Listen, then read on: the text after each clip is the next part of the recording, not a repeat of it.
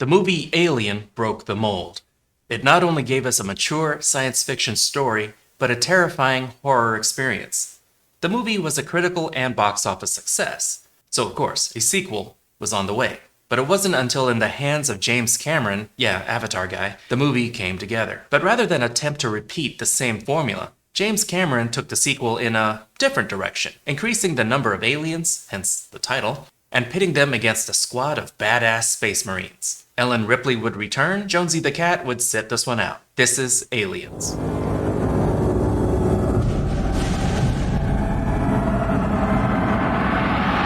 In our last episode, Ellen Ripley, the last human survivor of the Nostromo, is adrift in space when she's picked up by scavengers.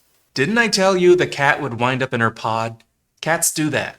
Company man, Carter Burke, is there when Ripley wakes up. He's got the bad news that she's been asleep for 57 years and missed the last 42 Fast and Furious movies. Oh, and her daughter's dead. The company is investigating if Ripley really had no choice but to destroy the Nostromo and cargo. They don't fully believe Ripley, so I guess they'd rather if she just landed the Nostromo on the Hudson. She's not exactly in trouble, but she is grounded. And is unfit to hold an ICC license as a commercial flight officer. Oh, and that's not all. LV-426, the original planet the alien came from, has been colonized by hundreds of stupid people. They're not complaining about aliens, so maybe Ripley was wrong and we won't have a movie. Looks like we got a movie. The company has lost contact with LV-426, and look who comes crawling back. They're offering her to come with them with a bunch of Marines. But Ripley's like, go fuck yourselves. Ripley's having nightmares, so maybe the best thing to do is confront this thing head on and launch an action career. You're going out there to destroy them, right? I promise I'm not lying. Never said you are. Right. So lying. What? Bye, pick you up at 8. We're here, get your shoes on. Meanwhile, in Kevin Spacey's basement. Another glorious day in the Corps. Ugh, morning people. This is Vasquez, played by Jeanette Goldstein. Huh, this is the same person. Bravo. Ripley is upset that they have another android on board, Bishop, played by the legendary Lance Hendrickson. She's obviously still pissed about the whole magazine thing. Where you want it? Assholes! Marines are going in hot, fully armed, and capable of dealing with any situation. Me and my squad of ultimate badasses will protect you. It's hard not to have every confidence. Independently targeting particle beam. We got tactical smart missiles. We got nukes. Oh, they are so dead. It's like a mall in 2020 when they land, so it's already not looking good. Well, they're not completely alone. Careful, Burke. I'm not censoring this. Enjoy, perverts! They detect motion, which turns out to be a little girl named Newt. Ripley is sent in to bond. She apparently is the last survivor, staying alive by hiding in air ducts. Hi, I'm your new surrogate mother. This room is a pigsty. Imprint on me, damn it! Where are they? They're dead, all right? Newt doesn't have any confidence in the Marines, and ours is fading by the minute. More survivors are located deep in the factory. It seems the aliens have been doing some unauthorized redecorating. This factory makes air, by the way.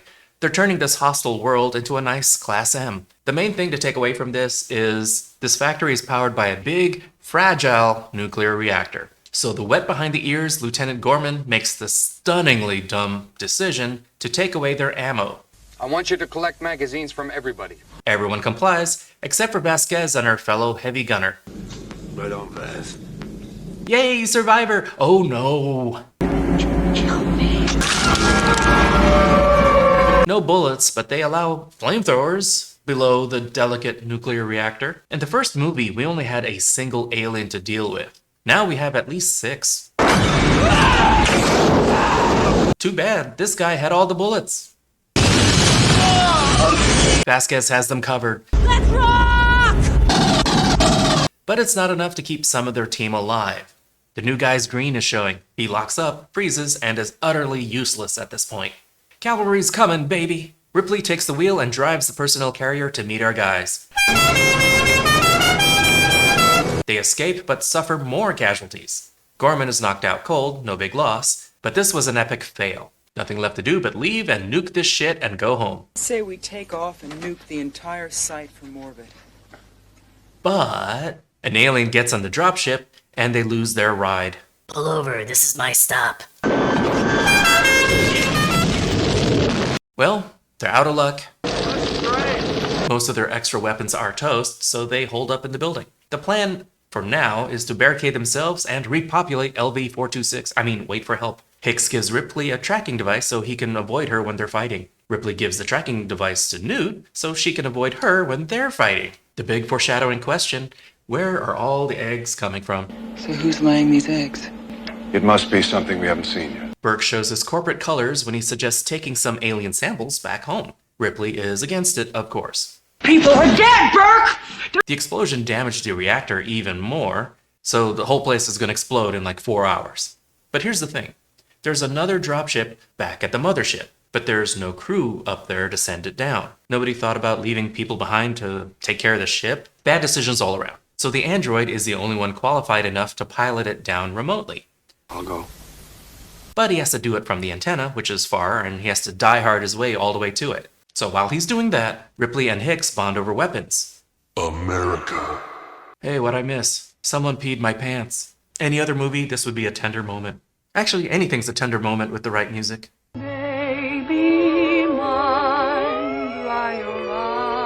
Ripley realizes the facehuggers are loose and her gun is gone. Locked in, the facehuggers are trying to do their thing, even though one of them is clearly a minor, and there's no help coming after Burke turns off the cameras. What a dick. What a tough window. But a fire alarm gets their attention. The Marines bust in and kill the two facehuggers. Hoorah! Burke's in trouble now. He was ready to get everyone implanted so he could smuggle alien specimens back. Pissing off these guys is not a great plan. They could literally kill him and write any story they want. But a proximity alarm cock-blocks the fragging. They're coming closer, but they can't see them. Can't be, that's inside the room. Are they invisible now? Oh, nobody checked the drop ceiling. Get together, have a few laughs. We lose Hudson. No! We lose Burke. Our heroes fall back. Gorman and Vasquez get left behind because Gorman needs a win and Vasquez might be problematic in about 30 years, so they sacrifice themselves. Oh shit, I thought this was deodorant.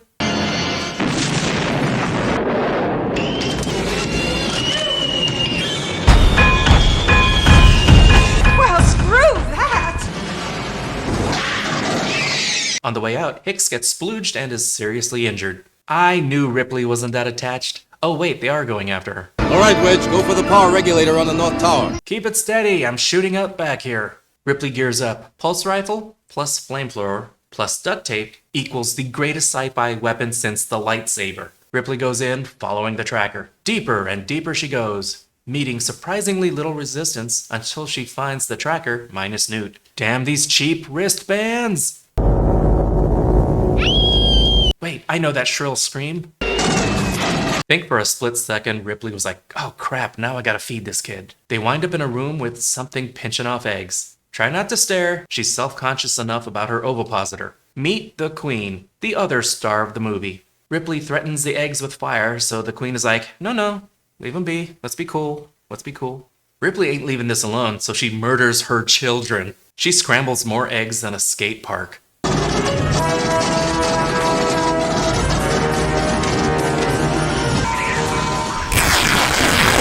Of course, the Queen goes after them. She tore her hoo-ha wide open, so she's a little pissed. I mean, look at it. It's ruined. Thank God we don't have to take the stairs. At first, it looks like the android abandoned them, but they just love dramatic entrances. They pick up the gals, and they barely escape. Kaboom! Ripley has a new respect for her android pal. At least until the alien appears and rips Bishop in half. He's doing the android milk thing, of course. Newt hides while Ripley jumps in the power loader for another iconic moment. Get away from her, you bitch! Language. Who didn't cheer during this scene? I mean, finally, seeing Ripley go full mama bear. I mean, we saw the power loader, we thought it was going to come in again later, but damn, I didn't think they'd be doing a mano-a-mano fight. Brilliant. Little mouth. Wah! She tries to throw the Queen down a hole, but she got a little lonely. Yeah, man, I'm falling down the steps. Oh, Lord Jesus Christ, please. But once again, blowing the creature out into space is the best shot. My shoe! Aw, think she really meant to call Ripley mommy, or was that like the time in kindergarten I called the teacher mommy? 42 years and I remember it like yesterday. Everyone can relax, get some sleep for the trip home, and Ripley can start a new life with her new daughter, and Newt has a new mom. Maybe even Hicks will round out this family as a cool father figure, an Uncle Pumpkinhead as their android uncle. That can happen, right? They wouldn't dare throw all that effort in the shitter if they do a sequel, right? Right? That was Aliens. While some fans of the original Alien may miss the horror tone, Aliens takes things in a new direction. I've never had a problem with multiple genres in a cinematic universe. Somewhere out there, there's a comedy waiting to happen in the Alien universe. Someone make it happen. Going from a single alien to hordes and the addition of a new iconic queen, with themes of motherhood, corporate greed, and female empowerment, elevate Aliens beyond the typical action flick. Sigourney Weaver solidified Ripley into one of the most memorable heroines, a perfect balance of vulnerability, strength, and determination. A strong ensemble cast that includes Michael Biehn, Lance Hendrickson, Bill Paxton. The camaraderie felt real. James Cameron took the franchise in a more fast-paced and adrenaline-fueled narrative. Outstanding visual effects and strong performances really pull this movie together. Aliens is, count with me, 5 Bs. Aliens expertly combines science fiction, action, and horror to deliver an intense and thrilling ride. The new direction kept things fresh while honoring the source material. Whatever happens in the next movie is not the fault of this one. Thank you so much for watching. Like, subscribe, comment the bell, you know the usual YouTube stuff. This is theNewBee, and I'll see you later, kids. Toodles!